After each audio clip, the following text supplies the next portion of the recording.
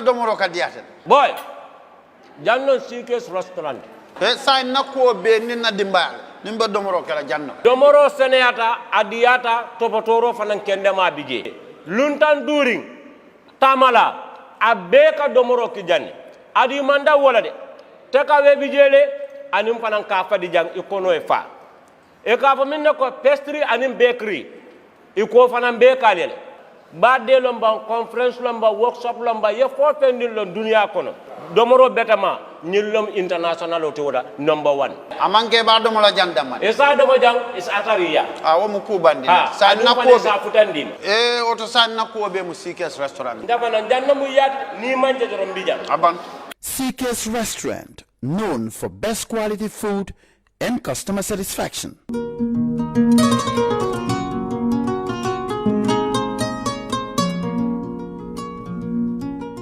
Welcome to the 10th edition of the Facebook Town Hall meeting, an event organized to provide National Assembly members the opportunity to share with the public about the current state of the constitutional process.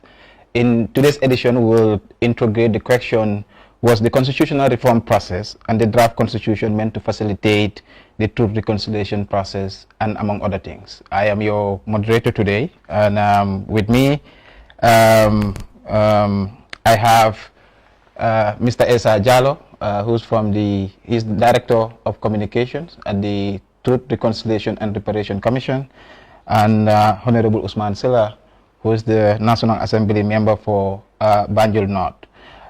Today's town hall meeting is meant to allow our National Assembly members and also our expert from the TRRC to share with us their views about the relationship between the constitutional reform process as well as the truth and reconciliation process, because already many are already arguing that because the constitution failed, therefore the hope for the TRRC's outcome could be problematic. So feel free to join us, and I am your moderator, like I said, Matty. So Mr. Jallow and Honorable Sillah, welcome to the platform. Thank you. Thank you. Yes, and I want to start first with you, Honorable Sillah. Given the fact that, you know, we were part of a coalition government, and today all these issues that we are talking about were part of the reform agenda. Can you please remind us what those reform agendas were during the time that the coalition 2016 was in action? Well, thank you very much, Sait Matty. I also want to wish to thank the other panelists, Jallow and the Kerr Fatou, for hosting this town hall Facebook forum to talk about the current issues that are confronting us as a nation, most especially the reforms that we intend to undertake after the 2016 change of government.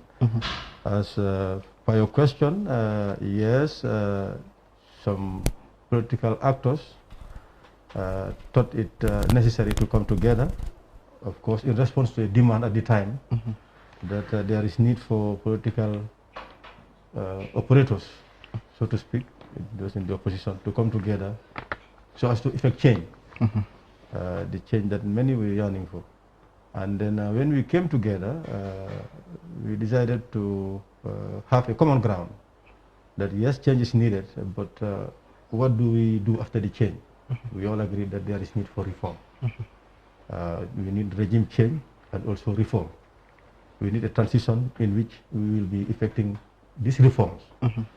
We had in view constitutional reform, administrative reform, institutional reform,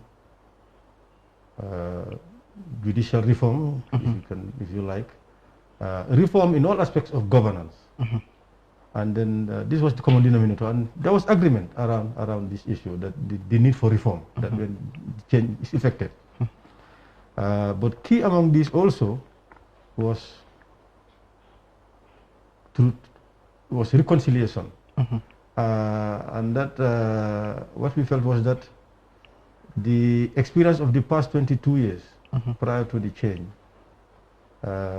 really needed reflection, we needed interrogation, we needed review, so as to come at a level where we'll be able to forge ahead, to embrace a new Gambia, to have a new beginning, a new start. But you cannot have this start without looking back, learning lessons. And key among these was that there were victims during the past 22 years. They need to be factored in any change. You cannot have a new Gambia without the victims of abuse, victims of impunity, not being factored. So as part of the agenda of the coalition was that when we are given the mandate, we are going to institute truth and reconciliation. Victims have to come to the fore.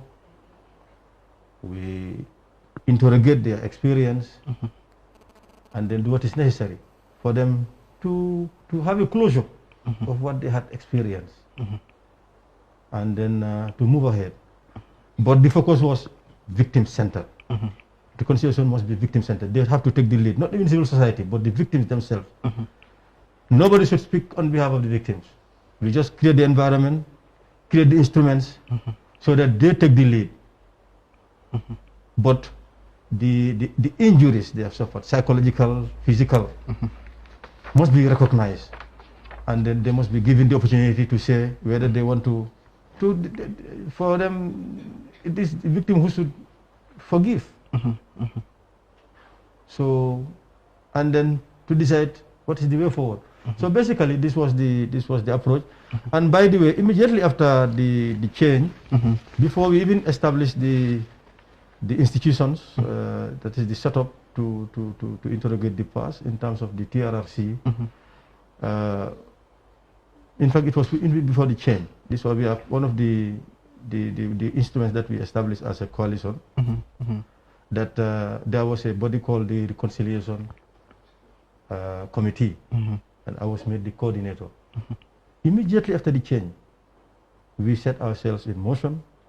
We have been to so many communities because, as you know, we knew that there was going to be a problem in terms of political parties, in terms of communities, in terms of individuals, as a result of being victimized, being a victim, and being a perpetrator.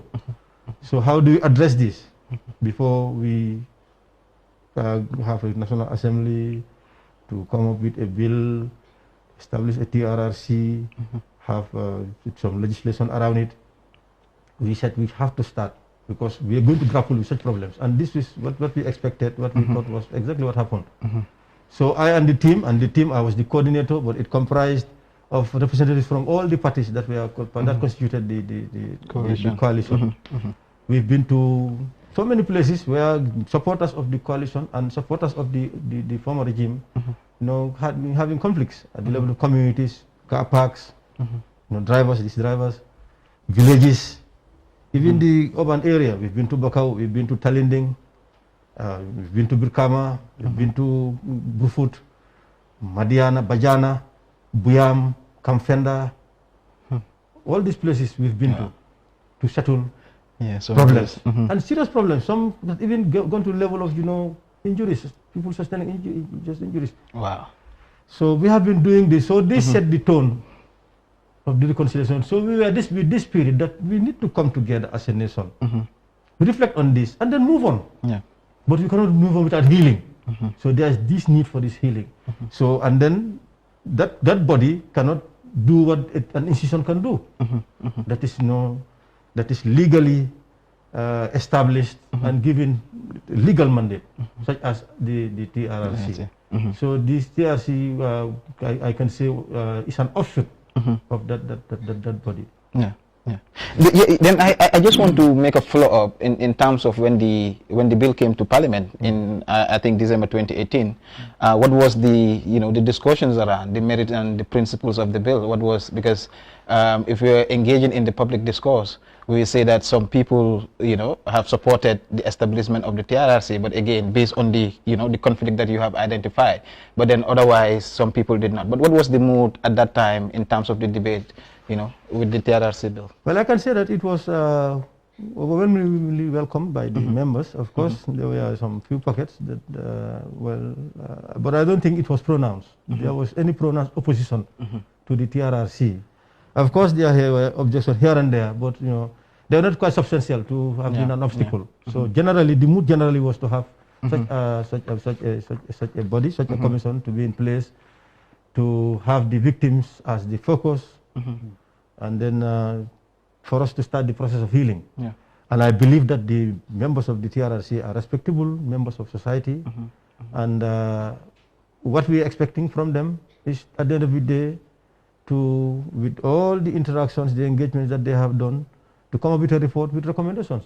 And we are bound to, the executive is bound to follow those recommendations. Definitely. Then I will move on to Mr. Jallow. We've known that the TRRC's process started since we can say even before 2017. Can you give us an update as to the status of the process right now, and are we expecting a report anytime next year? Yes, as he rightly stated, the process began a lot earlier. But the TRRC, the most visible part of it is the hearings, the TV hearings. But a lot more things happen in the background. Before we went for that COVID break, we have already seen up to 261 witnesses. From then to now, it's going to be close to around 280 in my rough calculation. So the truth-telling aspect has been going on, and that is the one of the fundamental part of the TRRC, because we like to say TRRC is on like a three-legged table, where you have the truth-seeking process, then you have the outreach, and then the end part of the TRRC. So the truth-seeking part has been on since the beginning, because the research and investigations unit at the TRRC is actually the biggest. It's composed of statement takers, researchers, and investigators. They all work together in terms of trying to seek the truth from witnesses, perpetrators, who adversely mentioned people, or independent witnesses. So that has been going on since then, and we have covered almost most of the themes that we have identified that we wanted to cover. Right now, we are on one of the institutional hearings, that is the National Intelligence Agency. Then, if we leave that, we will be going into the judiciary, and then we will be going into other little aspects of the violations that we haven't covered. For example, the killing of the West African migrants, and then also we'll be looking at instances where people have gone missing. So because that is one of the core mandates of the TRRC, why we need to find out the whereabouts or what happened to missing people. So that is also going to come in, and then we are expecting probably we'll be having some more junglers coming in to testify. That is not very clear for now, but that is it. That is happening now. So as far as we are concerned, the investigations are still open, and this is why we still calling people to come and register the TRRC, even if that theme has already been covered. That if a person comes in and has a complaint, we still take it, because the most important part is for the TRRC to register all victims of human rights violations, and that is going to give us an idea of the magnitude of the violation, and to get the near accuracy of what had happened during this period. So investigations continue, others are almost wrapping up, but as I said, nothing has closed yet, and we're still inviting people to come in, be it witnesses or victims of human rights violations. And then for victims, for people who have registered with TRRC, who come to complain, in this way, TRRC would be able to know these people and would be able to provide for them at the end, because that's going to be the reparations aspect of the TRRC. So if TRRC don't know you, that is, if you don't register with the TRRC, there's no way the TRRC can make any recommendations based on the circumstances. So for now, what the TRRC is doing, they are also working on certain aspects of it, that is the how to call it, the reparation aspect. Is we've already drafted a reparation policy, which has already been validated and needs to be gazetted by the government, and already that is being done, that is being used to guide us for our reparations policy. What we have right now, the urgent needs of victims are being taken care of, mainly those who've come in with medical conditions, serious medical conditions. Those are being taken care of right now. As you know, a board of doctors have been set up, and then these are the people who look at our victims and see what kind of treatment that they would need. So in the past, we have sent 4 people to Turkey for treatment that is partly funded by the Turkish government, and some by philanthropists like the GPA funded part of it, like providing tickets, unique solutions as well, and then the TRRC completed part of that thing. So right now we have had one person come back who has actually been cured and then is now rehabilitated and is incidentally that victim is also working with the TRRC. So that is happening. As I speak to you on Monday, this past Monday, we also sent 3 people to Dakar for similar treatment. So that is going on. The other thing that we are doing also is providing those whose children have also dropped out of school. We're providing scholarships for children to go back to school, and we're providing other aspects of help to help these families to get on their feet. For example, there are organizations who come in and provided seed money which we give to certain victims to be able to start certain kind of enterprise like sheep fattening and things like that, so that they can get back to their feet. So all of these aspects are going on underneath, as well as the investigation part. The other part that we have is our Never Again campaign. So this is why we have integrated a youth and children's network within the TRRC. That is to teach the young children about the violations that has occurred during the past 22 years, because most of these people don't even know what had happened. They were born during this period. So we have targeted so many schools across the country where we have had outreaches, and we've talked to children of all sorts of education background, be it the Arabic school. We've also targeted the ghetto youth, those who are not going to school. We've also targeted the dropouts, basically. Also out of school. So this is for them to learn about what is happening now, for them for us to make them to get to have interest in what is going on, monitor the TRRC, know what has been happening so that we can be able to avoid that tomorrow, and that is going to help our reconciliation process as well. So for reconciliation, that has also been going on alongside. I wanted you to even highlight on that, because from the onset he talked about reconciliation being one of the primary pillars of the TRRC. Yes, sir. Yes, we have a unit that is doing that. We have had some breakthroughs. For example, in Jambur, when the witch hunting exercise took place in Jambur, it was one of the hardest hit communities during that period, and it has completely divided that community. So we went in there, and then we had a dialogue with the community, and that was one reason why we took the hearings there. So, and then we had that, and after that there was a little backlash that had happened after the testimonies, and it actually nearly went out of hand, but we were able to intervene with the help of some police officers who are around there, and we were able to organize the community and reconcile the community. We didn't do that in front of the cameras because they didn't want that to happen. That's true. But we have been able to bring the factions at the TRRC, and we have had people who actually offended each other to come and apologize to them, and that we have done, and that successfully went ahead. We've also done some one-to-one reconciliation efforts, but some of them were being criticized. But the TRRC cannot ask any victim to forgive. It comes from the victim. So if the victim actually requests to meet his or her perpetrator, the TRRC is bound to facilitate to do that, because that is part of our mandate. So those things have happened in the past. For example, the most controversial was Sana and Sadi and Singate. But that was requested by Sana himself. But you see, the problem that we also have, you find out there are people who are perpetrators and they turn to be victims. So these are difficult things that to work around. But like I said, no victim is caused to forgive any perpetrator. So victims actually come out by themselves and ask to meet their perpetrators and forgive.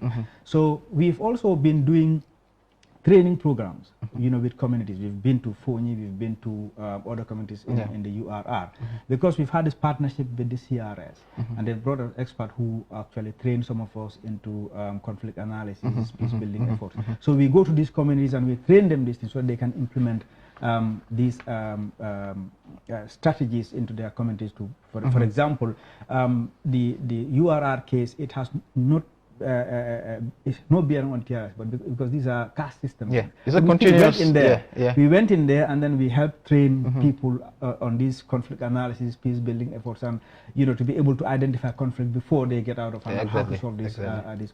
So we are doing all of those things, together. So a lot of things going behind the scenes that people don't know of. It's only the television. I usually argue, I think also, as much as it is important to know the truth, but the other aspects that must make the truth stand the issues of reconciliation, but also taking care of the victims, like he mentioned, that the initial idea was for, to have a process that was victim-centered.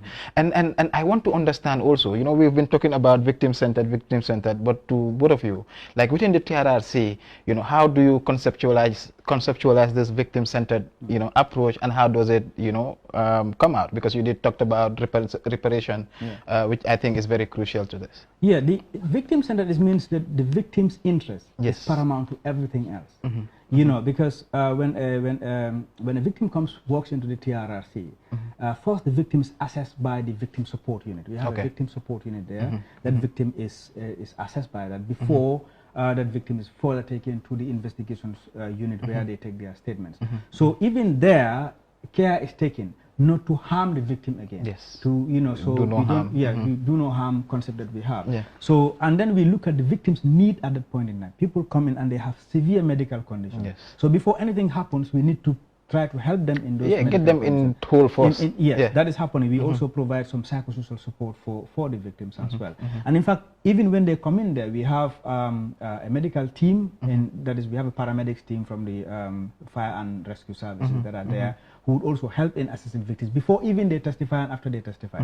So the whole purpose of that is to make sure that the victims are taken care of, and to help them to tell their story, so that we can get what we want from them, that is telling us exactly what had happened. So we know the extent of these violations, and we know at the end of the day how are we going to solve these problems. So that is part of the process. Yeah, I think you guys have been doing a lot of work. Only that people sometimes are more focused on what they see on TV rather than what goes on the ground.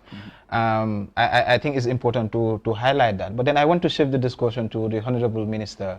Recently we have seen Honorable National Assembly member. Yeah, excuse that. Recently we have seen that some argue that the draft constitution, which we are hoping was going to facilitate all these different processes, whether the reform agenda that you mentioned in terms of security sector, truth and reconciliation, even the issue of corruption, administrative reform.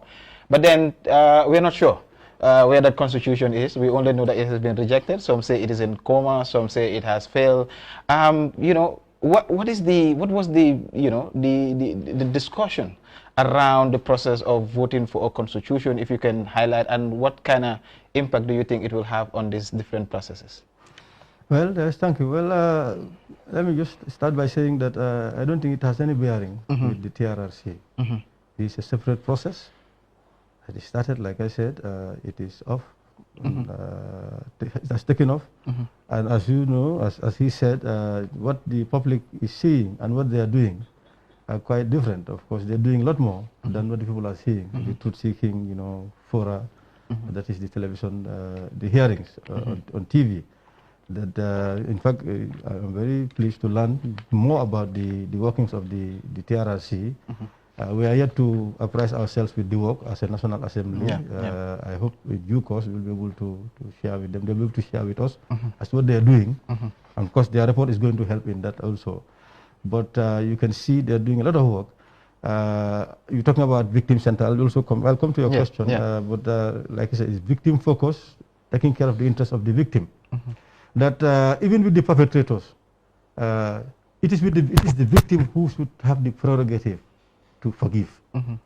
But what we're going to, the process, what we expect from the process is also to determine, in terms of the perpetrators,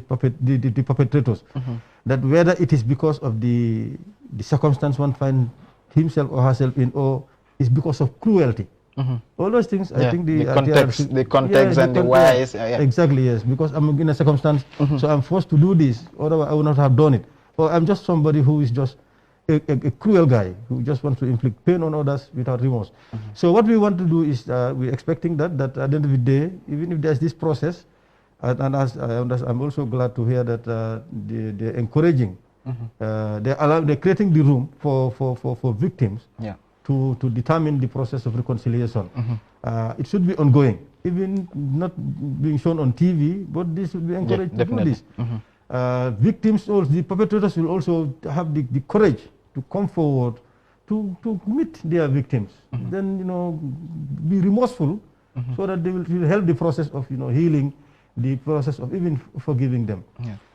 In terms of the constitutional process and the TRRC, as I said, they of course they are complementary, but you can have the TRRC even without this constitution, because as I said, it's a different process, and it has gone a long way. I think what is left now is less than what they have covered. So we're hoping to have a conclusion, hopefully sometime next year, and looking forward to their conclusion. In terms of the constitutional process, as I indicated, and we also emphasize, we envisage a series of reforms.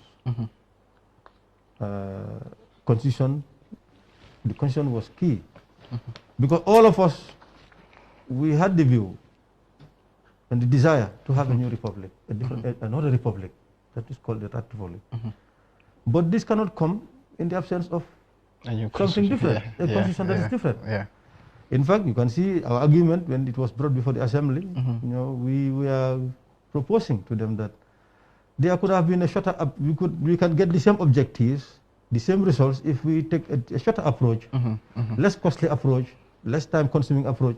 And that was, here is the document. In some we are even giving they even counted the number of provisions that we are removed from it. I mean, progressive provisions, and then the obnoxious ones. So it's just a question of looking at it. What is good that has been removed? You bring them back.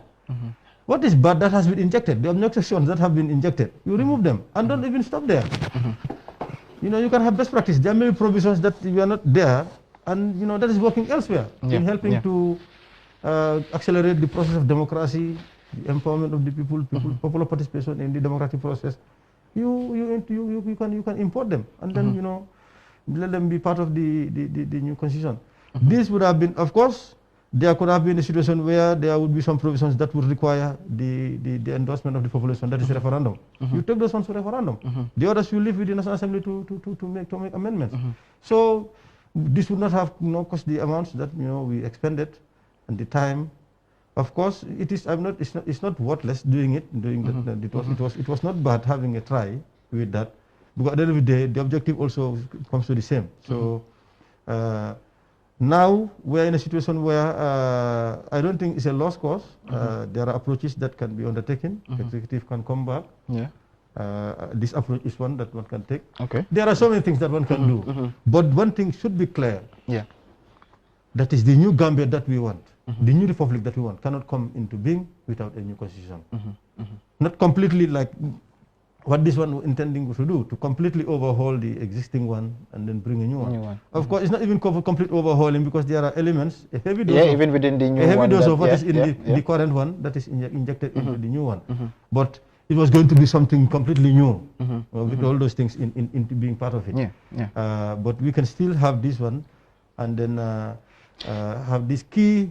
There are key provisions that really needed to be in place for us to call a new any dispensation, any reality, like a third republic, so to speak. Yeah, definitely. I think I agree with you, where people can continue to say that there cannot be new Gambia without a new constitution, and that is definite.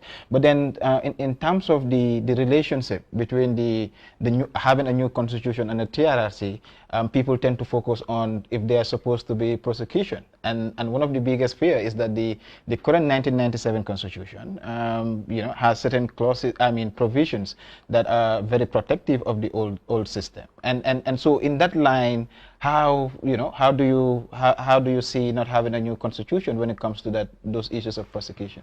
Well, as you know, there is a court case. We're talking about truth and reconciliation.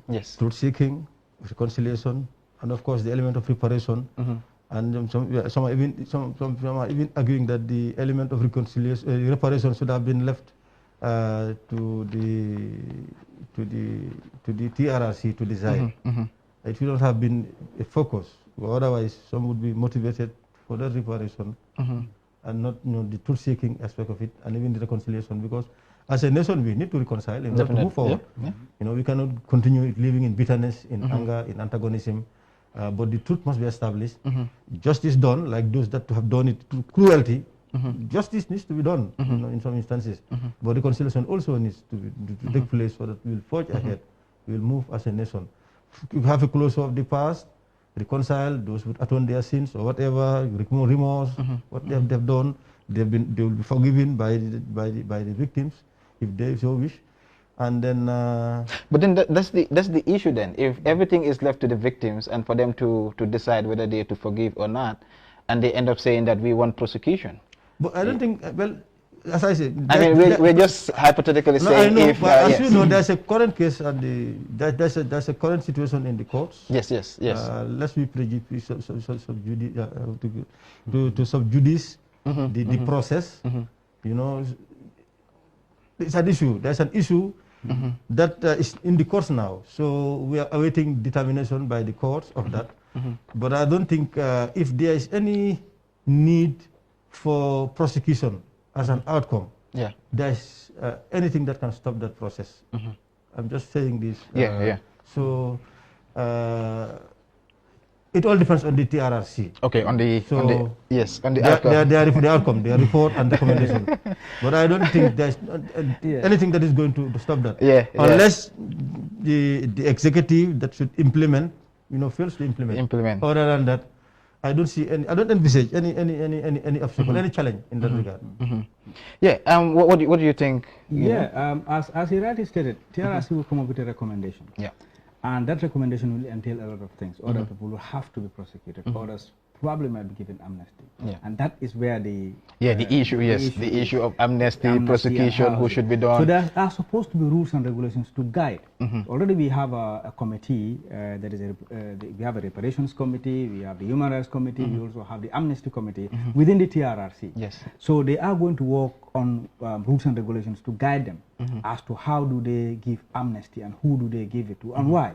So these are supposed to be the things, because we are, as a country, we are also signatory to international laws. And we know certain things that we can't do because of we are bound to those things. So those things would also have influence on the outcome of that. So, but for now, is for the investigations to complete, so we can assess and know exactly what had happened, and based on that, then a prosecution will be recommended, and then what kind of prosecution that would be. So if, for example, a perpetrator who has cooperated with the TRRC, but his violations are so gross that he can't be amnested, probably at the sentencing it would be there, that's where it's going to be reduced. I'm just saying. We're talking. That is the part that is going to come. That has been left for now because it is going to conflict with the truth-telling aspect. Because we learn from other countries. So there's that element of sequencing that you what do we call maybe putting the truth first and then working on the other aspects. Exactly. So we know that, and it is going to hamper the reconciliation effort as well, because all of that is going as we are. The reparation aspect is also very, very controversial. Who do you give what, and how much? Things like that. That is why we have had a reparations policy that has been drafted, but we have not gone to a conclusion where who to give what. That has not been done yet. It's only the policy that is going to guide us through as to determine the reparations. So that has been done, and it has been validated. It has been sent to the Ministry of Justice for it to be gazetted by government. So for now, what the TRRC is doing is the interim reparations, the reparations that can't wait. Because when people are sick, we've lost a few of our witnesses already. For example, in Fonyi, we've lost 1 or 2 people who've also been violated through this witch hunting exercise, and other victims have also passed away, unfortunately. So the medical aspect of it, others are in constant medication, and the TRRC is footing that bill. So all of that is coming out of TRRC coffers, to give them the right medications and for their rehabilitation, and also to take care of their children. And some people, for example, those who have gone through the alternative treatment, some have gone to a point that they can't even have a proper place to live in. So those are things that the TRRC is also coming up to help, to put these people in proper living conditions and help them get on with their lives. I mean, based on the explanation and all the activities that you're doing, I'm just wondering whether you can complete this within this short period. There are things that some other people have to take on. For example, we are lucky that we have the victim center. That is kind of an NGO, it's a pressure group as well. So it is going to continue working, Some because of they're the- also working with the international organizations like, for example, presently they are helping us even in the outreach of our reparations policy. They are calling they are having outreach activities where their victims are coming and they're explaining these things to them.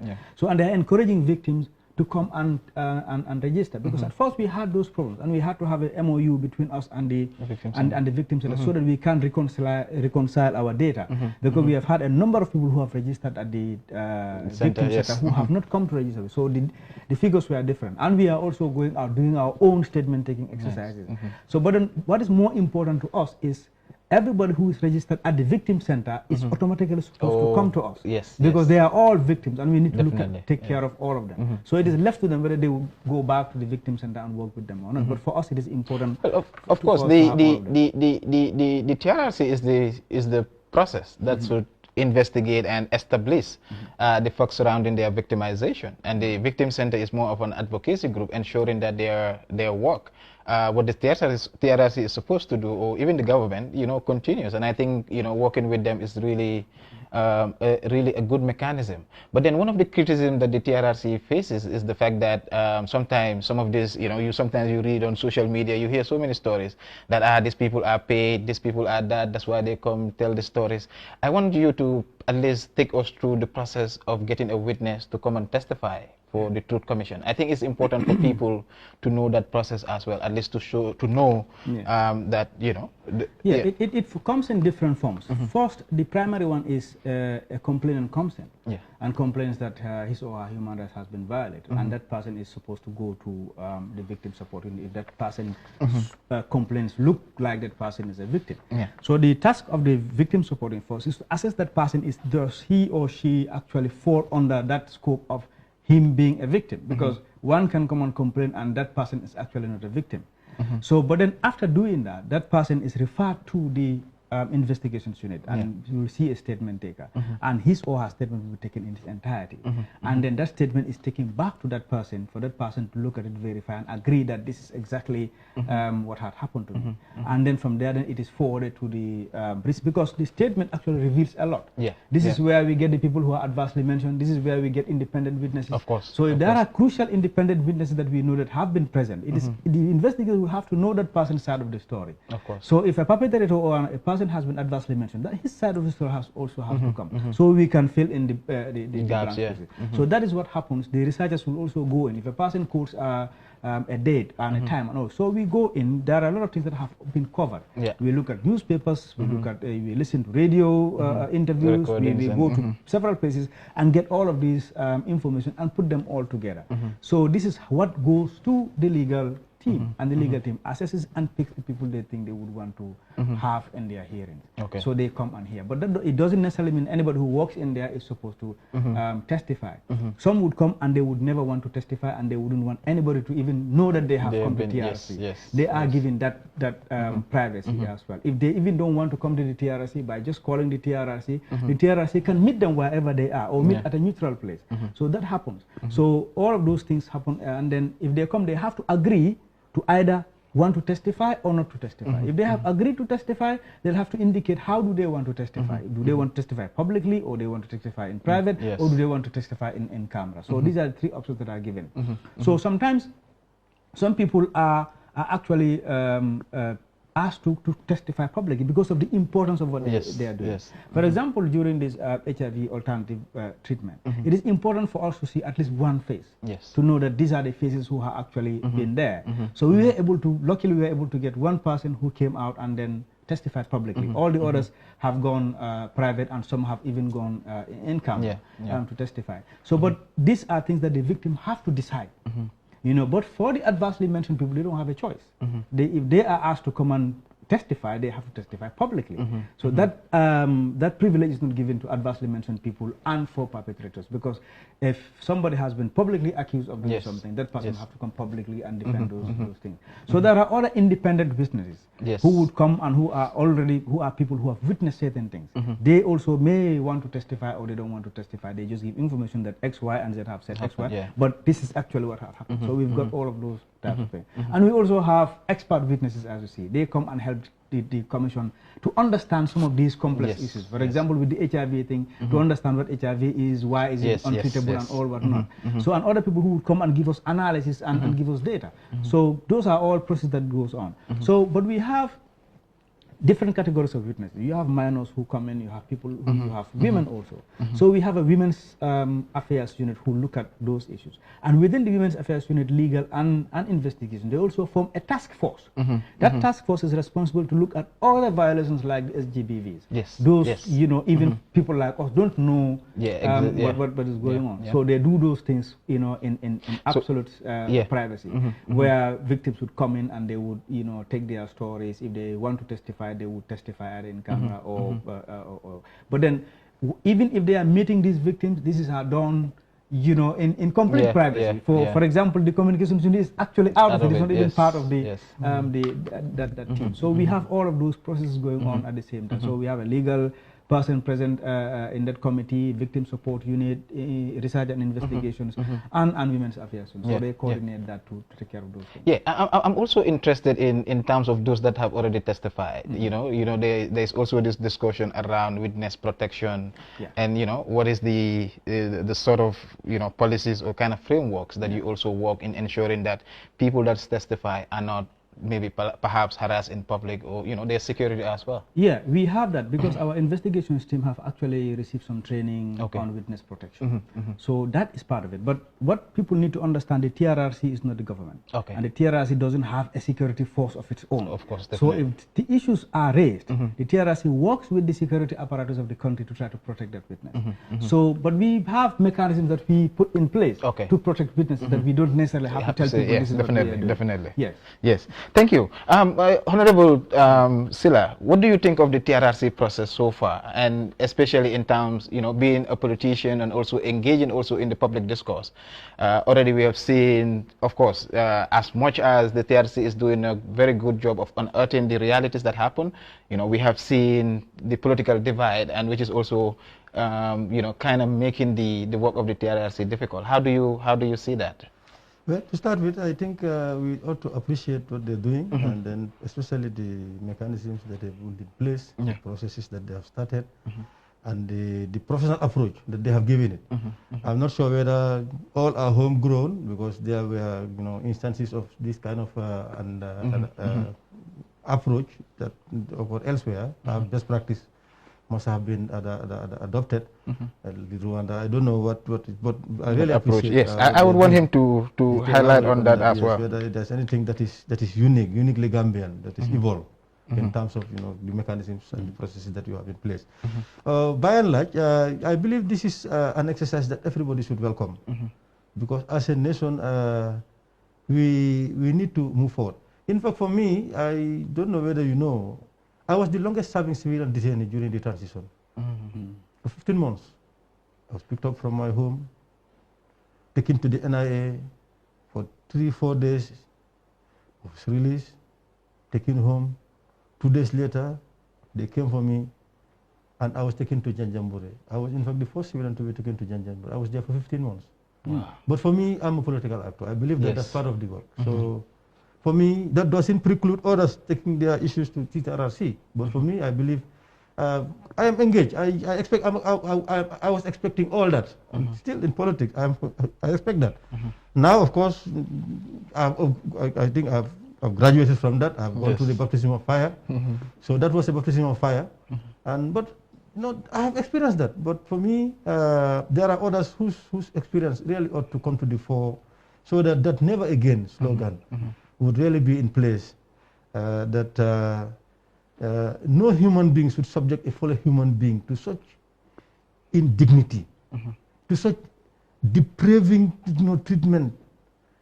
It's only an animal who can inflict certain kind of, you know, how do I call it? Pain. Treatment to a fellow human being. It's only the dehumanized person. It is only the dehumanized person who dehumanizes others. The person who is humanized, the person who is humane, would not definitely subject any human being on a certain kind of treatment that you would not want yourself to be subjected to. So this is the premise. So I believe this is something that should be supported. In fact, they have been given the support by virtue of the fact that it has been established by law. It is now a statutory body. It's given a mandate, a constitutional, a statutory mandate to do what it is doing. It now requires all the support from the organs of the state, the executive, the legislature, the judiciary, and the population by extension, because at the end of the day, it's the people who are concerned, who have been victims. Even perpetrators are from society. Yes, definitely. So we should all be concerned so that we will not have such an experience again. Never again should Gambia and Gambians be subjected to such a form of treatment that is so depraving, that is dehumanizing, that is horrible, to say the least.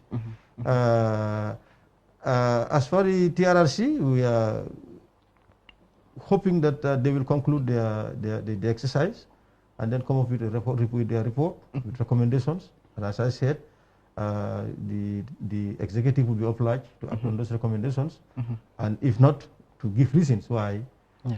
For people to accept whatever decision it would take in terms of the recommendation. But they are given the mandate to prepare a report, to do what they are doing now. At the end of the day, come up with a report, comprehensive report detailing everything that is going to tell the truth, unearth what has happened before, make recommendations as to what to do with the victims, what to do with the perpetrators, and how to forge ahead as a nation. I think it's not only stop there, but they would also advise as to what to do to avoid any repetition of this again. So that is what we are expecting from the TRC, from the TRRC. As I said, some were saying it should have been TRC, Truth and Reconciliation Commission, but not the reparation. But anyway, reparation is very central, especially if you are designing. They said they should have given it to the TRRC to decide who deserves it. Of course, victims, all victims deserve reparation, but that shouldn't have been central. In terms of, some people will be coming motivated by that. But anyway, that's not my argument, because a victim is a victim. So definitely you can understand their situation. They are victims. They really need to. They need apathy, not sympathy. We have to be apathetic towards their ordeal, and that. The TRRC, as I said, that's what we're expecting from it. It needs the support from all the organs of the state and the public as well, to look forward to their report, and then to ensure that the report does not create any divisions. And I believe so, that in fact that should be a condition for a perpetrator. You must accept it, otherwise, something else would be done, because you are a perpetrator. You must accept whatever outcome that comes out of it. But then what would you say? Because there are, I like to play the devil advocate, because some others are arguing like the mandate of the TRRC is to look at from July 22nd, 1994 all the way to January 2017. Some are saying, well, if you want reconciliation, why within this period? Why not go back as far as possible? Of course, that's an argument. Of course, yes. Of course, I entertained that initially, but this is what we are faced with. Yes. Of course, reconciliation should have started since '65. Since we got the independence. Yes.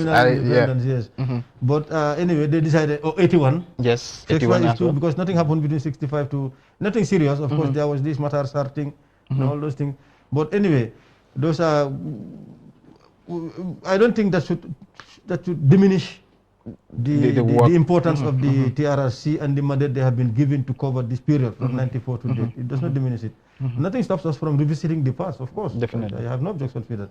But this is the recent past, and then the wounds are fresh, and then people are still grieving about the ordeal, the ordeals that they've been subjected to.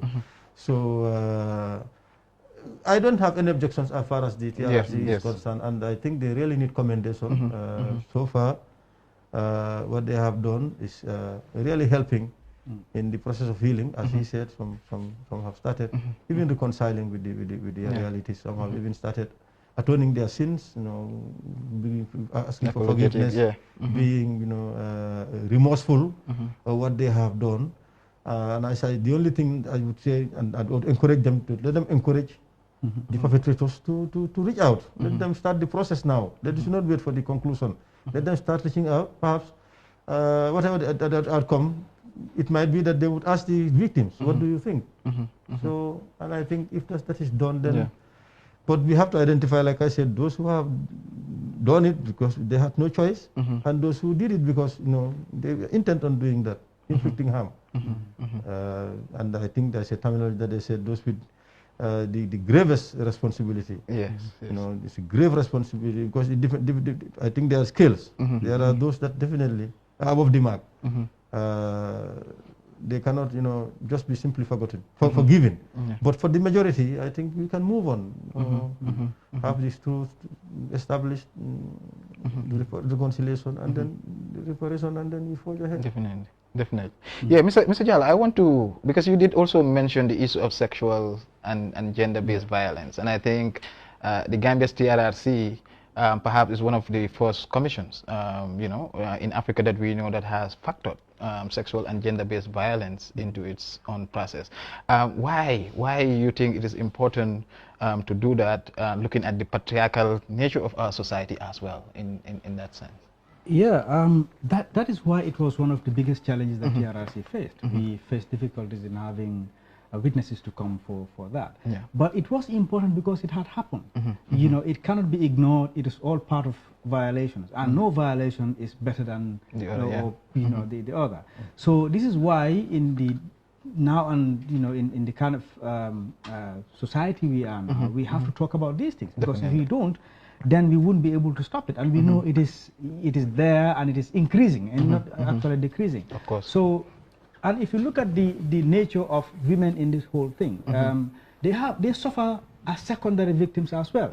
Because most of the men who have actually been violated, it extends to their children and then to their wives. But there are specific violations that are directed at women.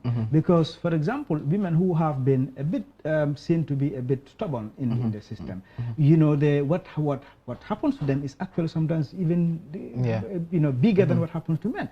Because what they would subject them to. Because we don't talk about this because we see these things as shameful. And because they are shameful, people would do this harm to shame them. So this is why it was important for the TRRC to look at these things and to look at them specifically. And because they have been trained in such a way that if we don't do it that way, we won't be able to have even one witness coming out to testify. So, and it is important that it comes out. He is touched on support. I would like to say here that support from government, the legislature, and the judiciary have been paramount, because there has never been any interference. Of course. And this is one of the most important things. The TRRC has been working independently. Government has never interfered with the TRRC process, and the legislature and the judiciary has never interfered. And because of that, the TRRC has been able to do the kind of work that it is doing. Politically, it is actually free from any kind of interference. And the other thing also is the support that we have from the public. We have had, majority of the public appreciating what we do. We have pockets here and there who don't actually like certain things that are happening. But what is important here is people have the knowledge of what has happened during these past 22 or 24 years. And that is the TRRC that has unearthed that. We have had so many things that have happened, but we aren't clear about them. For example, if you go back to 1981, during that short period, things have happened. But you don't see it anywhere where it is recorded, where people know exactly this is the truth what has happened. We have so many different types of the truth that has happened during the time. That won't happen with this one. You would have the near accuracy of the historical record, of an impartial historical record of what had happened during this period, and that is very, very important for our the next generation to learn to learn from. It's about even the memorialization of the entire process, because also we historians, we say that Africans or people generally do not learn from history, that what happened before will continue to repeat itself, in that kind of sense. But for me, I want to know, and this is my criticism towards the TRRC, is that I am not understanding the quasi-judicial nature, because of my, I know it's a very innovative approach in the process, and I think most of the criticism against the Truth Commission comes from that, in terms of the quasi-judicial approach that it is adopted. But I want to also, while discussing that, I want you to please highlight some of these various challenges that the commission is facing, and how do you think engaging in public discourse can even help address those issues, because you talk about public support in particular. Yeah, one of the things that have actually been criticized was when the junglers testified and then and they were released. Yes. It is not in the TRRC's mandate to detain or to imprison anyone. Like you said, you have no police. Yes. So and at the end, the final part of what would happen to them, we've not got to that stage at the TRRC. Of course. So that part was left to government. The government has decided what they would want to do with course. that. And they have taken measures in certain, on certain people and not on certain people. Of course. And that is where the confusion comes in. But that is not done even in consultation with the TRRC. Government did what they want to do, not even telling TRRC that this is what we are doing. And they don't have to ask TRRC permission on that, because that is not the mandate of the TRRC. Yes. So the part of the TRRC where TRRC is going to recommend, that is not yet, we've not got to that part yet. Yeah, but then before you move on, don't you think then they were using the TRRC to a certain extent? Because if that is not part of the mandate of the TRRC, but saying that if you testify in the TRRC, you are free, and if you don't testify, I mean, from the government perspective, because you talk about the non-interference, but from a public, perception perspective, people will not know the difference between what the TRRC does or what the government does. Yeah, the interference part I'm talking about, the government never said to the TRRC, this is the way you're supposed to do your job. Yes. All right. The other part is actually the government is looking at some of these perpetrators who are actually working in government. And it is very uncomfortable. You can understand the position of government in that when somebody has been mentioned and has to have committed serious crime, and that person is there actually working with the same people that whose rights are violated. Of course. So that is a difficult situation for government. So I wouldn't know how they have done, they have come to do that. But that is what sent the mixed signals to the general public that these people are working free. Now the thing is, if government at the initial stage decided not to set up the TRRC, decided to prosecute anybody they have suspected of committing crimes, what would happen in that? Even if all of these people have been taken to court and they have been convicted, nothing will come back to the victims. Of course. And this is where the TRRC comes in.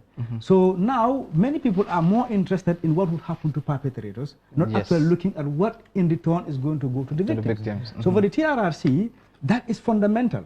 We are providing interim reparations, and we think something has to go back to the victims to help them reconcile with themselves, reconcile with their perpetrators, and reconcile for what's national reconciliation for us to move on. And it is going to be even worse if you take people to court that they have committed crime, and everybody knows that they have committed crime, but you don't have enough evidence in court, and the court happens to release them. Then there's nothing you would do. Then that is even going to be worse. Now you have your violator working in the streets, you've taken him or her to court, and the court have released him, then you don't have anything in the end. So that pain will continue to be there. So this is the good thing that why the TRRC is established, and that is what is going to help in national healing, not only picking people up and taking them to court. Definitely. Well, you agree? You agree with that? That's the position. That's the position. This reconciliation. That's key. The victims' reconciliation. That's key. Everything else follows. So that. Yeah, but then I, since we know, after establishing the truth and those that have been adversely mentioned, punished, and then the issue of reconciliation, I want to understand also in terms of the approach, because sometimes you did mention community, reconciliation, where you bring people and then have that. But how is the TRRC also engaging in terms of the traditional mechanism? Because here also we tend to see that people will want to run away from police and they will go to their imams to reconcile them, or they encourage those things. How are you engaging traditional leaders and religious leaders in this reconciliatory process? Yeah, we are doing that. We have had dialogue with religious leaders in the past. We've had religious leaders from the Christian community. We have had religious leaders from the Muslim community that we have also engaged. Now, even the Jambur issue, there was a religious aspect of it. Of course. So we've used that. We've also used community policing out of that, because the central person in trying to bring these people together is a serving police officer who is working in that area. So we are using all the mechanisms that are in place in the community so that we can be able to have those reconciliation process. We have had trainings. The CRS actually helped us train some religious leaders in terms of community reconciliation and peace building, conflict and all of those things. What we have also done is we have even involve the politicians. Yes. At one point, we have called political leaders, mix them up with religious leaders, and we have a dialogue with them. And there's a plan for that to go in. For example, right now, my unit under reconciliation, we are working on trying to see how we can bring in political political players, mainly from the rank and file, not from the above. Bring them together and then have a dialogue with them. That is ongoing. We've started doing that when COVID hit and we couldn't go further. But the idea is to educate people who are actually in political parties, who are actively in politics, for them to understand the process that is going on. And for us, we are going to have subsequent government. Whoever is there, we want to see that the government of the day supports this and process, continue, understands that these things are happening. So the best way of doing it is to bring together all these political elements and then try to help them, have a dialogue with them, actually show them how TRRC works, all the aspects that we do, and then we encourage them the need to reconcile, the need to actually support the TRRC process. We are trying to do that as well. And we have also been having dialogue with other cultural groups. We have involved. But these are, we've done that particularly in Fonyi, and we are trying to do it because that is a difficult area when we went in first. So, but we are still working, and there's a lot of progress that we have been making in that. And I was even asking about some of these challenges, because at some point it was mentioned that accessing Fonyi was a challenge,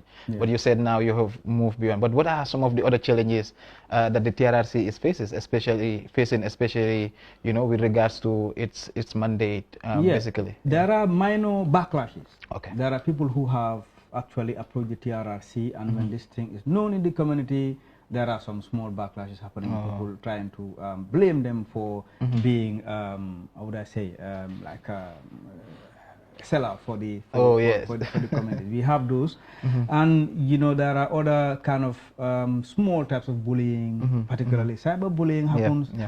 We've seen it, and that has actually deterred some people coming out. When we were doing our witch hunting testimonies in Fonyi, we actually went in there first and had a series of dialogue. We've actually, that was one of our dialogue, we have had up to 12 alcalos who we've invited, and a huge community. And we had a question and answer session for everybody to ask questions about the TRRC, what their concerns are and what their objections are. So we did that. And after we went back in there, and then we started having a dialogue. But then there are other forces who were working against us in that same region.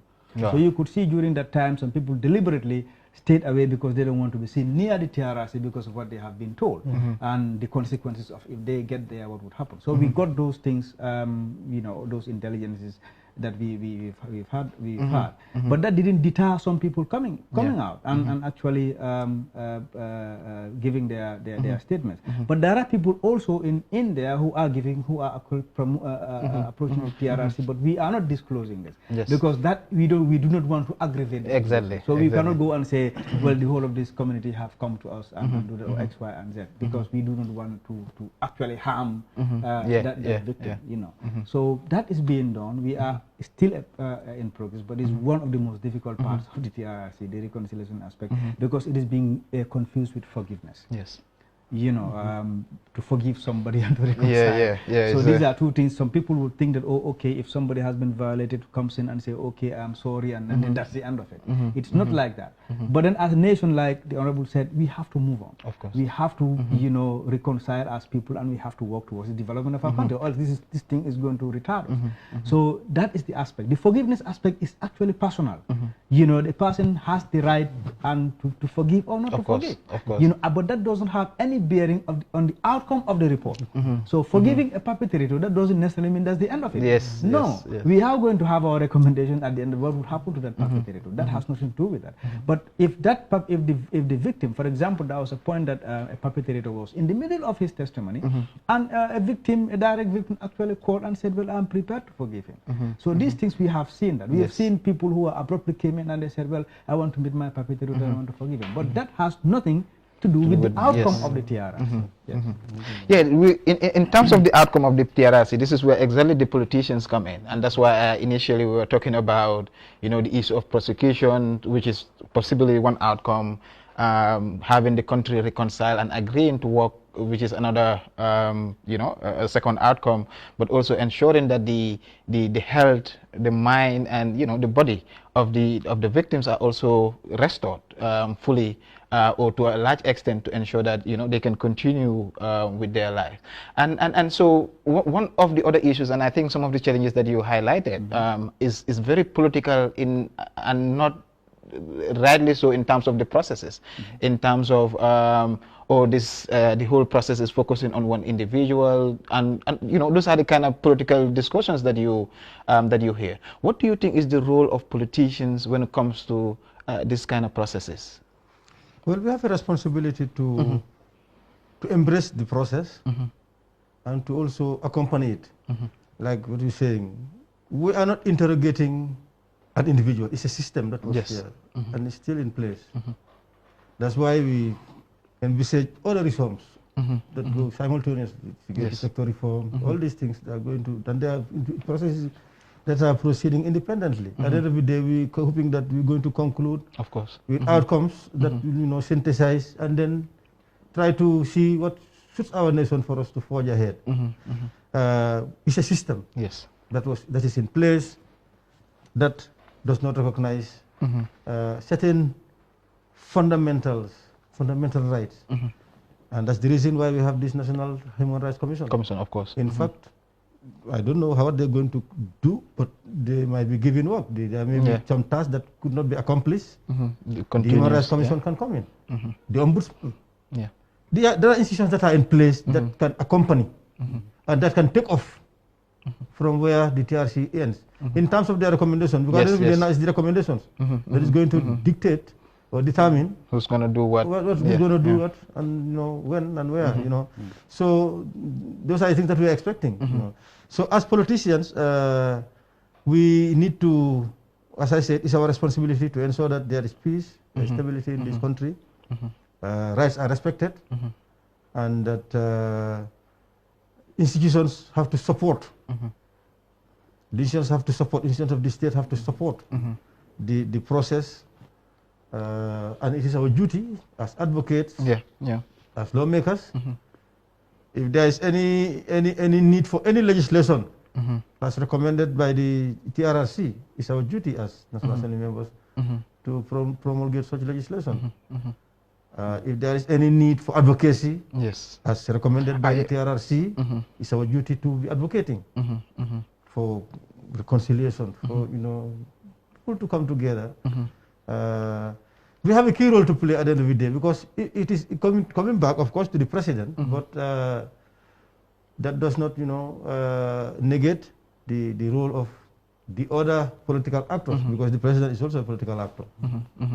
Definitely. He's the chief political actor, in fact. But as far as the executive is concerned, in the executive, he's the chief. But we have a legislature, separation of powers. So definitely.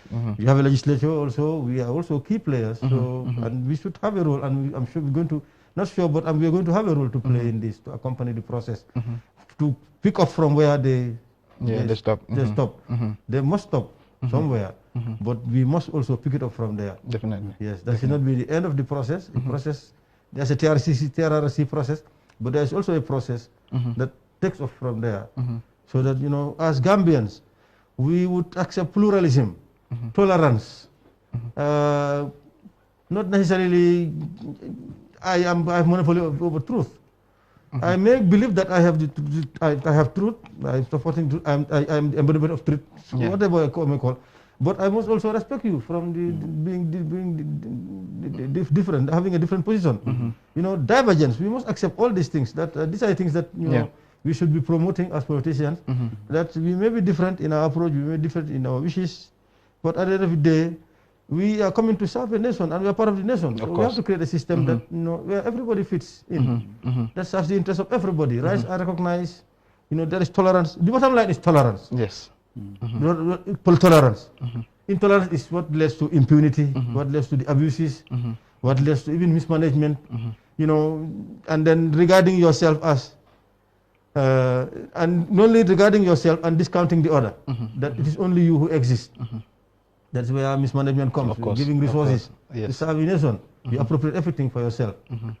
So All these things are things that should be exercising our minds, and as political actors, we should be taking the lead in such a drive, such an engagement, such an exercise.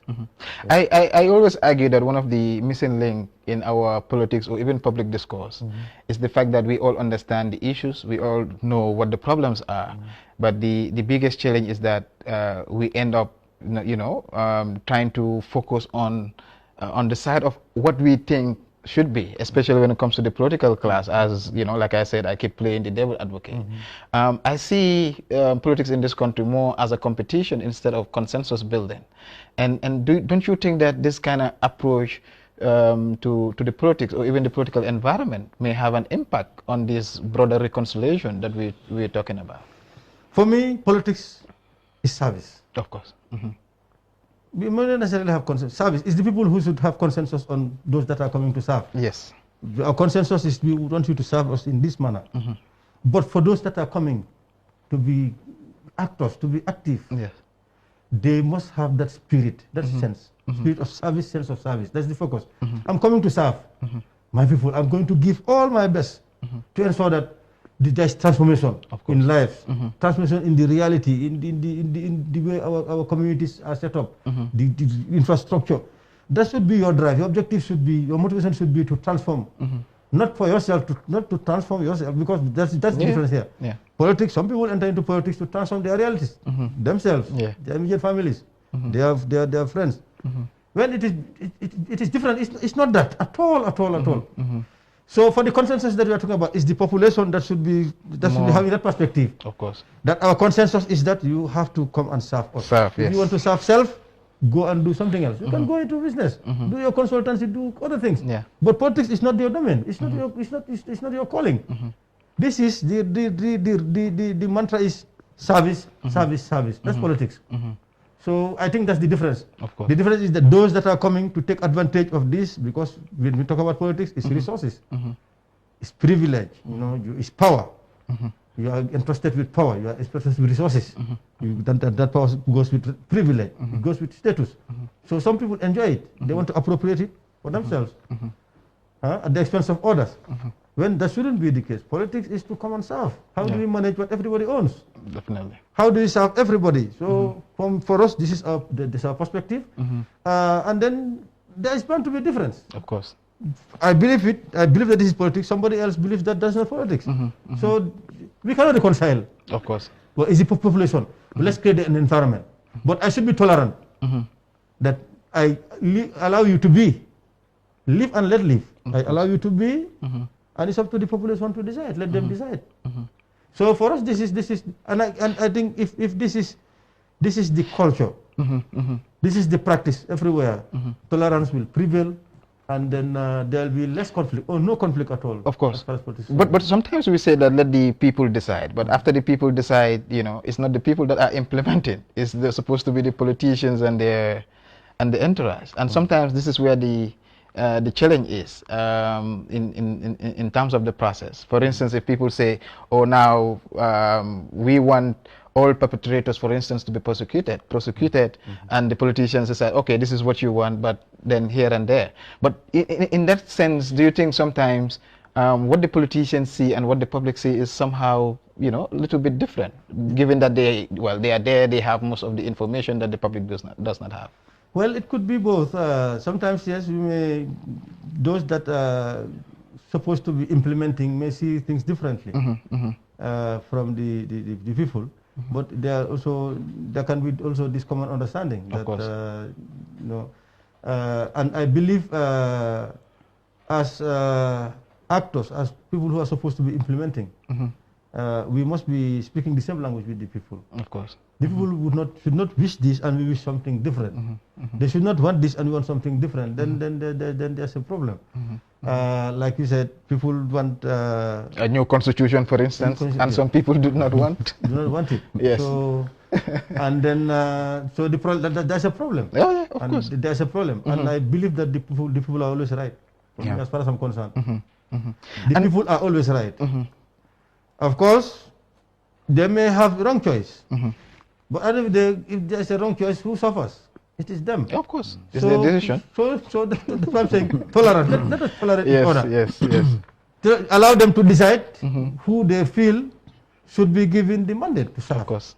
And the person fails to serve, it's the people who chosen the person. So this is it. So I don't think there shouldn't be any rancor. There shouldn't be any rancor, any push and pull, here and there. Yeah, I totally agree with you. Like if you're cooking your food and you decide to add a lot of salt, at the end of the day, it's either you eat the food or you throw it out.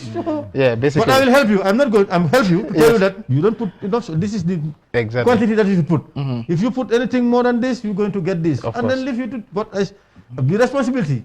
For me to be responsible, I must tell you what I believe you should do, and then allow you to do what you want to do. Of course. If you do what does not serve your interest, at the end of the day, it is you who have to live with it. Yeah, Mr. Jallow, we also talking about constitutional reform process, and most of us we think the constitutional process is directly linked to the TRRC, like I mentioned. Do you think there is that linkage, or do you even feel that either this current constitution or even the one that we drafted could have any impact on the working of the TRRC? You did also mention that there is no political interference, but in terms of the legal framework, Yeah, I don't know whether there is direct linkage, but there are things that people are thinking. Yeah.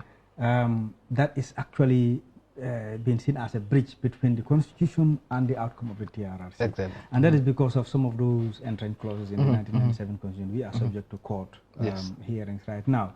But I am thinking that the reason why people are linking the draft constitution to the TRRC is mainly political. What kind of political decisions have been taken previously that they think might happen again? Yes. Because, for example, the outcome of the Jallow Commission, what did they do? Yeah. So is this going to be the trend? So this is why people are a bit more worried about that. But I don't think there's any direct link to that. Because actually the TRRC was actually formed using the 1997 constitution. Yes. Knowing all those things that are in there. Yeah. So probably those who did it know how to navigate those laws, or even were thinking of a new constitution coming in. So for me, that's how I see it. And secondly, with the 1997 constitution, we will be looking at institution hearing for the judiciary. Yes. We will be looking at that. Who did what laws were used to violate people's rights, what did the judiciary didn't do, and all whatnot. So that is going to come as one of our institution hearings. So probably that would have been interesting to be done before the draft constitution, so that the recommendations can work with the draft constitution. But nothing can is engraved. Definitely. I think for me the judicial hearing would be very interesting, because I remember the time I was in mile 2, I saw a lot of people there that just said like, we were here, we don't know what's happening and all that. But so we're looking forward to know exactly what was happening. But just to remind our viewers that we are here on the 10th Facebook forum to discuss the relationship between the draft constitution and the TRRC process. But so far, in terms of the discussion, we're realizing as much as both are very relevant, we also, the general agreement is that there are mechanisms of divergence which are very crucial. But I'm sure we'll be, and to remind you that IRI, International Republican Institute, is the one supporting this this forum. Mr. Jallow, again, I also want to drag you to the controversies that the TRRC is currently, perhaps we may say, is facing. But I'm not talking within the TRRC, but outside in terms of the public approach. You talked about the upcoming discussions that you need to have. But some are also saying what happened to the 1997 or 1996 Katong attack and Farafenni attack, but also what happened to the December 30th attack, that the country experienced. So these are some of these issues and other controversies that the public are also expecting the TRRC to address. Would the TRRC address some of these issues? People tend to ask us that we don't investigate what the victims have done. We only concentrate what has been done to the victims. Exactly. Now, you look at it in this way. The reason why I believe the TRRC was set up in the first place is to look at what government has done to its people, not the reverse. Because if any citizen has done anything that the government sees as not right, they are supposed to be laws. Of course. To seek for remedy. Seek for remedy and all whatnot. So if you look at all those things that the victims that have been involved in those crimes or those violations were supposed to be put through a system. Of course. But that is what has not happened. And this is why we are investigating those violations. For example, example, if anybody is happened to be involved in a coup, there are laws that is supposed to put that person to be put through that law and then be found guilty or innocent. And if that happened, the punishment will be there. But that didn't happen. Instead, people are just grabbed, put in communicado, and certain things being done to them, and some people unfortunately disappear on the face of the earth. So this is what we are looking at, not what the people have done to the government or what people have done that are seen to be wrong, because this is why we have laws. If anybody who's done anything wrong, there are laws that are supposed to take the course. But if government, who is supposed to protect its people, didn't do that, instead the government uses its power, or people who are linked to the government use power and then violate people's rights in a very bad manner. This is what we are looking at, not the other side. If you want to look at the carton attack, for example, those who have been involved, where have they been taken to court? Have they gone through any process? If they have, then that's what the government decides. The same thing happens with the December 30th attack as well. It has been foiled. What did the government do?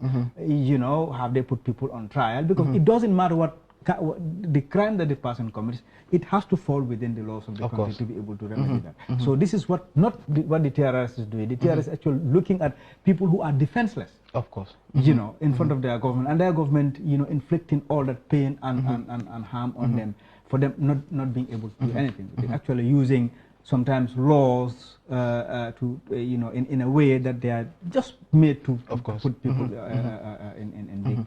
Yeah, because the other issue here then, of course, as much as it is in relation to, you know, the crimes that the government has committed, and sometimes that's why I argue that perhaps what needs to happen is that the government and the people must reconcile, because that's where if you look at the nature of the crimes, it was more like committed. But then for me, I'm also interested in whether the TRRC is also engaging in public discourse, in public debates, because this issue of, you know, focusing on these cases and leaving those other cases might be construed as an impartial, or, you know, partiality, that you are favoring one and then leaving others. But how do you explain, you know, you've just done, but then how do you explain to somebody who feels like this is more of like a targeting and, you know, ignoring the crimes that have been committed against that other person? It's a difficult job, I guess. Yeah, it is. To debate these issues, we are open to being in any platform to explain what we are trying to do. Sometimes work is overwhelming, that we would be able to attend set, but that is a part of my job, to go onto any public platform and try to explain these things. Clarify if I understand them. Some of them are so difficult, they are legal issues, and I'm not a legal person, and even legal people don't always agree to those things. But like I said, the concentration is what has government, the rights violations that government actually meted on its own people. That's what we are looking at. Because we are seeing anything that somebody has done to the government should be able to follow the law, the due process, and follow it. Because all those people who have been taken to mile 2, who have committed crimes and they've been sentenced, whatever, nobody is saying that you shouldn't sentence them. Whatever. We've been to mile 2. We've looked at all in there. We've even brought in witnesses. But we never asked government to release these people. But what we've looked at, they are being put in prison. The conditions, how are they being treated there? You know, not to reduce their sentence or whatever, but to be treated like human beings, to be treated like proper prisoners. So that is what we are looking at. So we are expecting, and that was the expectation of, that is supposed to be expectation of the public, that if people commit crimes, they pay for it using the law, not any other thing. You know, people cannot just say something that even is not a crime, and all of a sudden that person is never seen again. Somebody is just being suspected of being a spy because attended a meeting. That person being, you know, forcibly taken away from his family and never to be seen again. And in fact, you know, if you look at what had happened to the 9 inmates that were executed. Well, at that time there was how to call it, the death penalty. But has it been done the way it was supposed to be done by law? Of course. They were not, you know, as according to what we heard from the junglers, people were taken into the bush and were strangled and their bodies were never seen. Is that what the law says? The law didn't say that, and that is why we are investigating the government and anybody who's associated with it. Yeah, but then other people will question, like, for instance, the 1994 coup. That 1994 coup happened, and it succeeded. So why are we bothering, you know, trying to look at that, since we don't want to perhaps look at other coups? But you know, that's not the focus for me. The focus is how do we ensure that, you know, the pillars that we identify, reconciling the public and ensuring that the public understand, your mandate, but more so within the context that you operate. I think there's a lot of job that you that you're doing. But I want to ask briefly about the way forward as we try to to wrap up. What should we expect from the TRRC? Moving forward. What we understand that we need to do more outreach. There are still pockets that we have not reached, or individuals that we have still not reached, and we need to be more clear in explaining these messages. We need to be working also hand in hand with other players who would be helping us in terms of disseminating information, helping us in the reconciliation. We've started doing that. We've been signing memorandum of understanding with civil society organizations here and there for them to be helping, particularly with the women's groups that we've been doing a lot. So we would need to up our outreach. We have been retarded by the COVID-19. We're still trying to do some more outreach, trying to explain, because I wouldn't want to divulge some of the targeted groups that we are here, but we understand a certain group are there that think that they are being targeted, and then they have not been hearing, probably we have not reached to them and spoken to them yet about all of these things, and they have been very compliant in anything that has been happening. So we would need to do that. We would need to, the 1994 issue is actually to understand what had actually happened, the historical context, what led to it, and that would help us in the never again. Because if we don't understand how the soldiers and people who have organized the coup were feeling at the time, and how the public was feeling at the time, we wouldn't be able to know or guarantee that some people would not be able to feel that way, and that triggering something. And then this argument as if whether the army can't step in if they think the civilians are not doing the right job. Is that legitimate or not? So those kind of little things. So we need to understand. For me, I keep telling the army that their duty is to the barracks. It's not to get involved in any political process, and they need to know that as clear as possible. Their role is to protect. They're the beginning and the end of the security of this country. And the minute they get involved in areas that they're not supposed to be involved, I mean, we'll see a lot of other issues, because we need to start focusing, like you said, is about the institution. We need to start focusing on who's doing what, and then the accountability, the oversight, all those different functions need to be there. So for the military, let them know that those things will never be tolerated. They are my friends. I like the military. I feel like sometimes we've don't treat them right. But I also think people must take ownership of our various institutions and to ensure that we equally guide them. And that's why sometimes I like to be the crazy one, to raise some of these issues that people are raising. Because if we are to establish the facts, if we are to reconcile the country, the facts, like I said, must be established. But then I'll move to Honorable Sillah in terms of your concluding remarks. There is issue of poverty, all vices, as you can mention, or we say the development challenges that this country is facing. And then next minute we are talking about also, reconciliation. We are talking about establishing the truth. We're also fearful of violent issues coming up, erupting, and next year is election year. How do you think all these different processes, will work out? And what advice do you have for the public, and how do you think we could address some of these challenges that we are facing as a people? Well, I think where we should start with, is the sovereignty of the people. That it is people who own this country. Of course. They are the ones who should determine who should lead them, and not any particular group or any particular institution, either within or outside. That sovereignty element must be hammered home. Of course. That this sovereignty does not recognize ethno-linguistic considerations, sectionalism, religious differences. It is Gambianness. That you are the owners of this country. In fact, that is if you look at the constitution, the first provision, sovereignty, the people, lies with the people. Any government must be an offshoot of the decision of the people.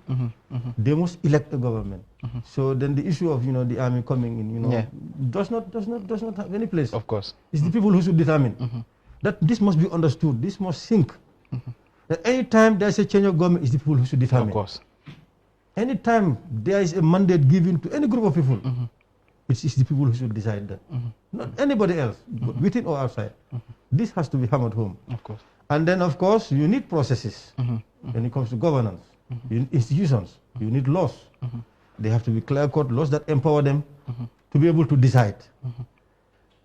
You have institutions that, in terms of, because when you talk about state, apart from the laws, you also have resources. And resources coming from the people. They're coming from the people. The best part of it comes from the people. Even if you take a loan, it's going to be repaid by the people. Of course, yes. From the taxpayers' money.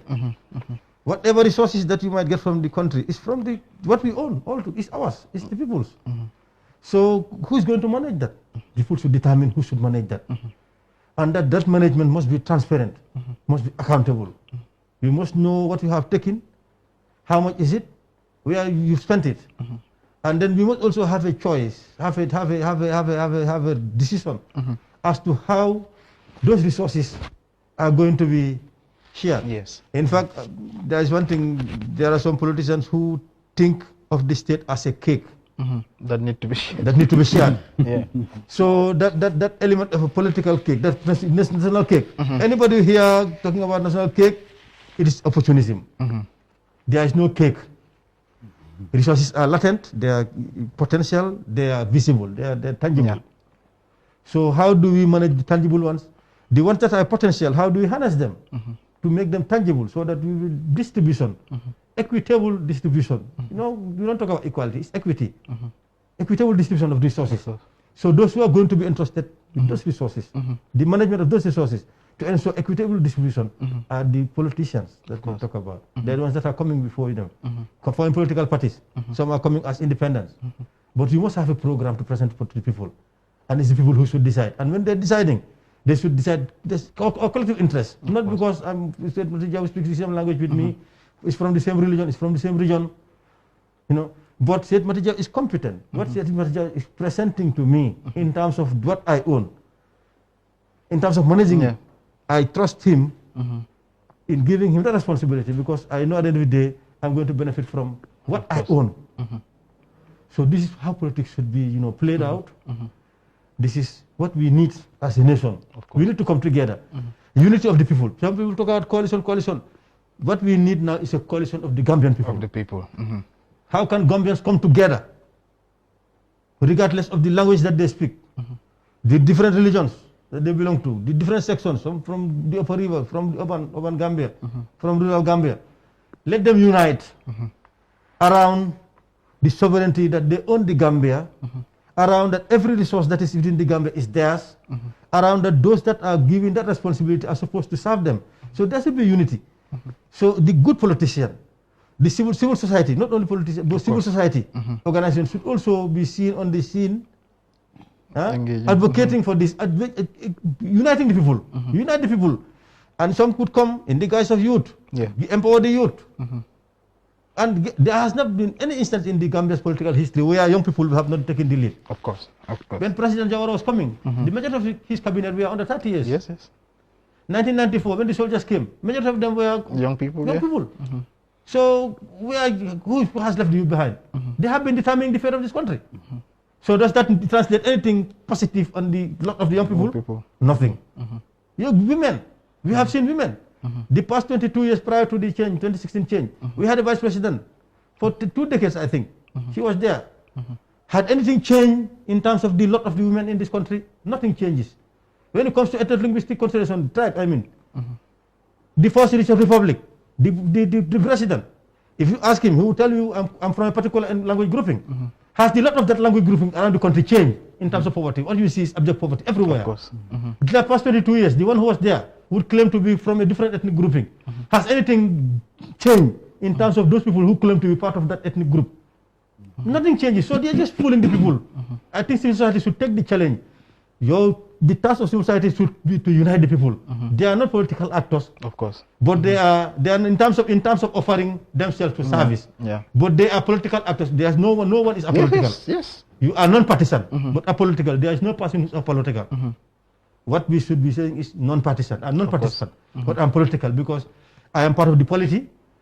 I want to ensure that. And I'm a beneficiary. I'm a beneficiary. As well. I must ensure that those who are managing it would not be cheating me, would not be shortchanging me. So you as civil society should be doing that, and then to helping people to do that. Political parties too should be doing that. In fact, they should be taking the lead as well. To be telling people that, do you own the resources? So elect me on the basis of the program I present. I should convince you, but not to convince you because we are from we are living politically related. Or we speak the same language. We are from the same religion, from the same region. So one has to be very mindful that they come in many guises. But what we need now is a coalition of the Gambian people. We should be promoting. Let the people come together as Gambians. That's first and foremost. One can belong to any language grouping you wish, to any religion you wish. That's your choice. That's your right. Nobody should interfere with that. But when it comes to nationhood, when it comes to governance, we own the country together. The country must benefit all of it. So I believe that the process that we have started, the TRRC, we must accompany it. Of course. Like I said, the organs of the state, the population, to its logical conclusion. When we get these findings, act on the recommendations to move forward as a country. The constitutional review process that had been aborted, of course, is now in coma. I don't think it's dead. It's in coma. How do we resuscitate it? We have to resuscitate it, even if it is not coming in the form that it was presented, that the CRC presented. We can have something that can enable us to usher in a third republic. Of course, a third republic must be anchored on something that's different from what exists, because we have seen there's a lot of challenges this existing. Like for instance, they said office of president. If you are elected as president, you serve for 1 month and you happen to die in office. Is your vice president who should continue 5 years? Is that democratic? And those are the things that should be, these are things that we should be revisiting. I'm just giving an example. Or even the issue of time limit. Time limit. The issue of time limit. The issue of time limit. Anderson Mandela was there for 4 years. Obama for 8 years. So, so these are the things that we should be injecting. These are the things that we need. Even if the new constitution that we are coming, we want to embrace, should have these key provisions. Time limit is key. The second round is key because, of course, the majority principle. 50, more than 50 plus 1, whatever you call it. But that should also be in place. So even more women also. Women participation, the challenge, the physically challenge, the disabled. Young people should be asked to come in, to take charge. Not the type of young people that we have been having, a president talking about young people, a politician talking about young people. When you are put there, you are a minister or you are a president, you forget about young people. You think something different. Women. When you are put there as a minister, as a president or whatever, you forget about the issues of women. Language grouping, tribe. When you put there, you forget about your so-called tribe people in codes. So I think this is the way forward. For me, we have prospects. I'm not pessimistic. I'm optimistic that Gambia would make a breakthrough. We have the people who have the capacity, who have the love for country. And then in terms of both leadership and in terms of the population, that can bring about the Gambia that we deserve, the better Gambia that every Gambian deserves, the better Gambia that every Gambian should be proud to call his or her own, should be happily identifying with, should be priding himself or herself with. Of course. We can create that Gambia. The potential is here. Like I said, we don't need any messiah to come or anybody imported from outside to come and inspire us to do it. We can inspire ourselves. Gambia, the future is bright, but we must start work. And I think the work has started in earnest, but let's just forge ahead. But we need to continue to reconcile around our history, our immediate past, so that we forge ahead. And ensure that the never again slogan that the TRRC adopts and the nation also adopts is a reality. Thank you so much, Honorable Sillah. And I will just want to pass it to Mr. Jallow to give his final conclusion. Like he said, the never again concept. And in your concluding remark, I also want to, one aspect that I somehow forgot is the work with the rural community, because people also feel like, oh, everything is taking place here.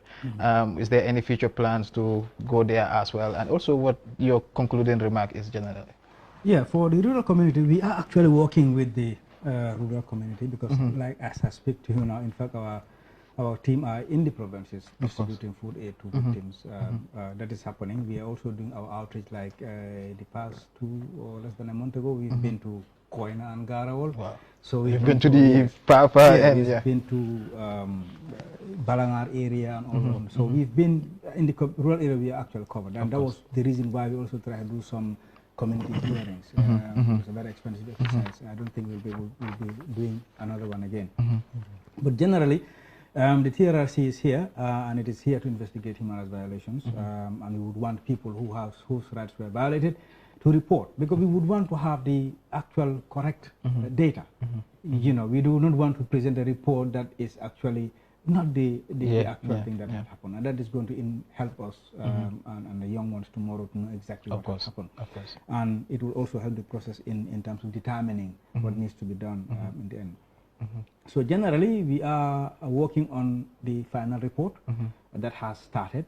We have created a new unit that is a proofreading unit, because there's a lot of transcripts. Of course. That at the hearings, everything is transcribed. So we have had a proofreading unit to look at all those data, and every unit right now we are working on preparing our final report, because that is going to be annexed to it, because the operational report is there, the legal thing, whatever report is going to be there. So for us also, what we have been doing in our units, we are creating reports for that, and that is ongoing now. That has started now. There have a lot of books, or a lot of pages to read. A lot of pages to read. So those will be annexed to, if somebody wants to see what the communications unit have been doing from start, would be able to go there and read everything that we have been doing. This will be good for us, the researchers, you know, the proper documentation of the process, I think, you know, is definitely needed. Thank you so much, Honorable Sillah and Mr. Jallow, for taking your time to come and talk to us here at Kerr Fatou. And we also want to thank IRI for creating and supporting this platform where National Assembly members and experts come here to share with us the work that they are doing, but also their thoughts about how this continues to move forward. And I think today this is what exactly we've been trying to do. And like they said, this is our country, it is our responsibility. If it is good, it is us. If it is bad, it is us. We are the primary beneficiaries, but we are also the actors. Until next time, said Matty, I'll see you later. Thank you. And thank you, Kerr Fatou, as well. Yes. And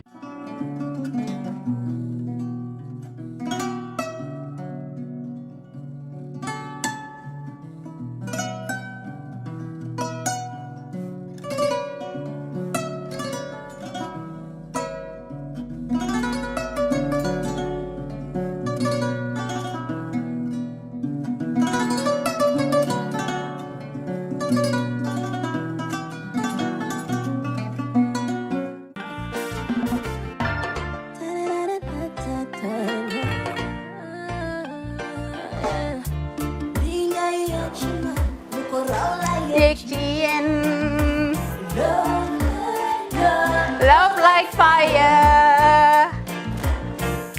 Wow.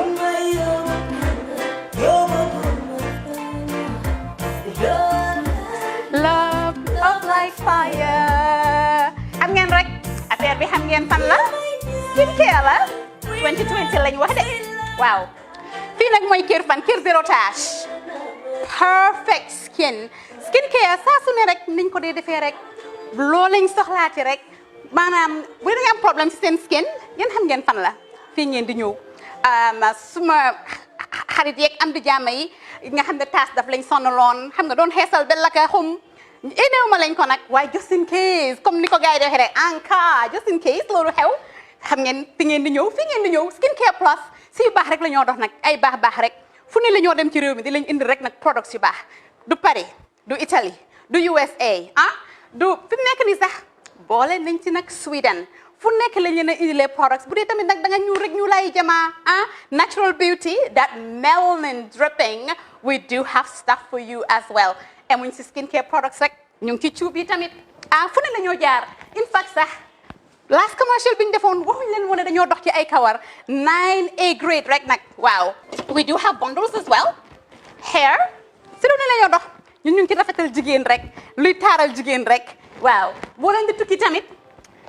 bëggoon rek classic suitcase ñu dañoo dox ci ay Samsonite duñ dee indi any brand of suitcases though other than Samsonite comme li ma dee wax rek boo eggee airport dëri Samsonite dafa am nuñ laa xoolee waaw ngeen ne lan nag waaw skin ci moom la ñu gën a xamee nag skin care products ci moom la ñu gën a xamee ñu ngi dox tamit bentee tamit si ay dàlla man waaye man nag skin care mooy suma specialty xam nga rek jigéen bu sa xar kanam réglé loo def mu jag am nañ Patricia Reiner Kiwi Eye the whole range Lighten Up Gold Tomatine. I mean, the list can just go on and on and on and on.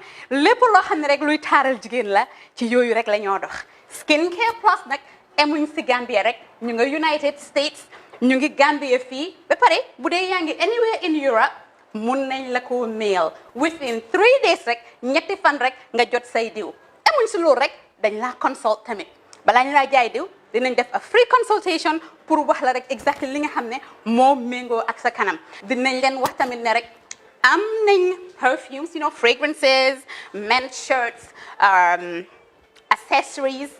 We do dresses as well. We do blouses. I mean, we do shoes. Name it, we do them. Skincare Plus 2020 is our year of perfection. Zero task. Fi mu nekk nii réew mi fii kenn waratu fi task kenn waratu fi am problème kanam kenn waratu fi am problème yu picca boo ko amee dafa fekk ne rek ñëwuloo ci place bi fii. Love, love, love like fire. Bring my love, love, love like fire.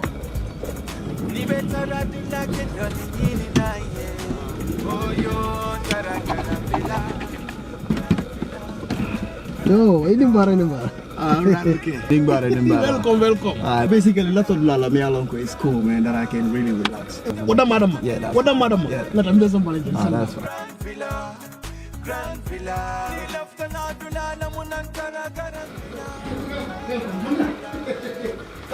Grand Villa. That's fine. Slowly. Yes. No. Yeah, actually, a lot of people are basically me alone consider relaxed. So it's okay to that I can use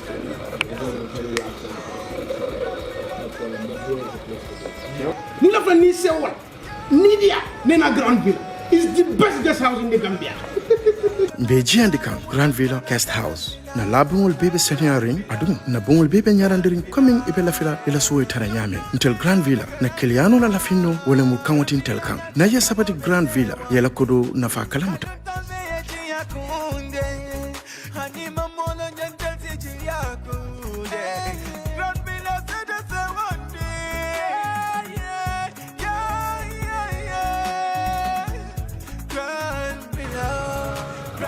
Oh man, this is like a paradise. I know. I so much love this place. Yeah, thank you. Trust me, I love this place. You can move someone and you're watching what? Yeah. I know what Gambia Grand Villa. I tell you. I love this place. Okay. I love this place, man. Oh yeah. Ni leftan na kuo keso sotola. Futama Oljuntum Paradise Estate. Mbaya Kumandiroke 7527218. Wale futan na website auto www.grandvillaguesthouse.com. Grand Villa Guest House.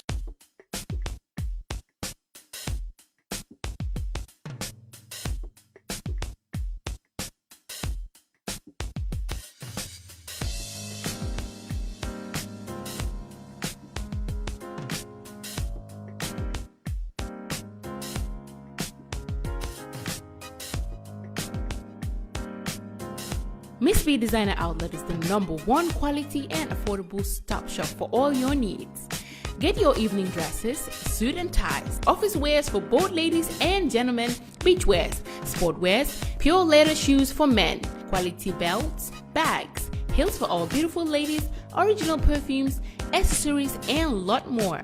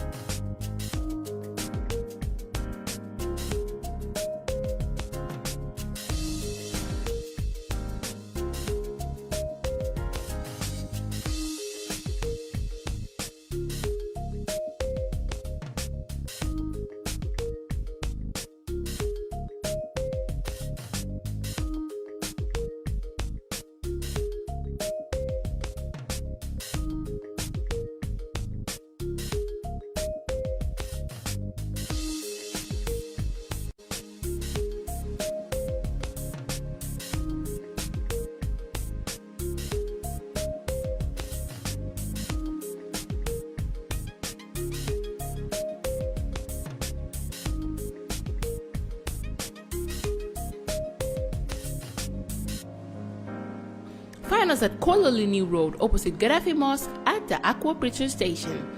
Or call us on 295-3411 or 764-2486. Miss B Designer Outlet. Shop right, look good.